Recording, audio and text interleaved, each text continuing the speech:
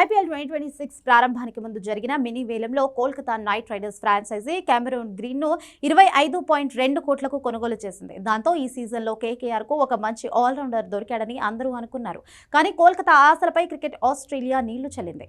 Mumbai Indians తో జరిగిన మ్యాచ్లో 6 కేకేఆర్ బౌలర్లు బౌలింగ్ చేసినా గ్రీన్ కు ఒక్క ఓవర్ కూడా ఇవ్వలేదు. దానికి అసలు కారణం కెప్టెన్ అజింక్య రహానే చెప్పేశాడు. వాకడే స్టేడియం వేదికగా ముంబై ఇండియన్స్ తో జరిగిన మ్యాచ్లో కోల్కతా నైట్ రైడర్స్ జట్టు 220 పరుగులు చేసినప్పటికీ ఓటమి పాలైంది. దీనికి ప్రధాన కారణం కేకేఆర్ బౌలింగ్ వైఫల్యం. రోహిత్ శర్మ, రాన్ రికెల్టన్ దూకుడు కళ్లెం వేయలేకపోవడంతో పాటు 12వ ఓవర్ వరకు తొలి వికెట్ తీయలేకపోయారు. 3 స్పిన్నర్లు, 3 పేసర్లు ప్రయోగించిన కేకేఆర్ కెమెరూన్ గ్రీన్ చేతికి బంతిని మాత్రం ఇవ్వలేదు.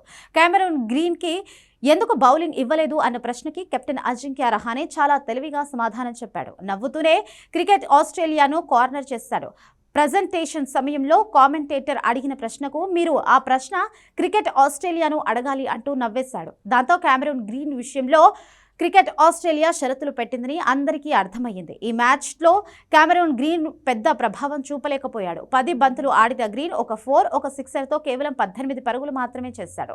అజింక్య రహానే 67, అంగక్రిష్ రఘువంశీ 51 పరుగులు చేయడంతో కేకేఆర్ 220 పరుగులు చేసింది. భారీ టార్గెట్ చేంజింగ్ లో ముంబై వీరోచితంగా ఆడింది. రాన్ రికెల్టన్ 81, రోహిత్ శర్మ 78 పరుగులు చేయడంతో 19.1 ఓవర్లో లక్ష్యాన్ని ఛేదించింది.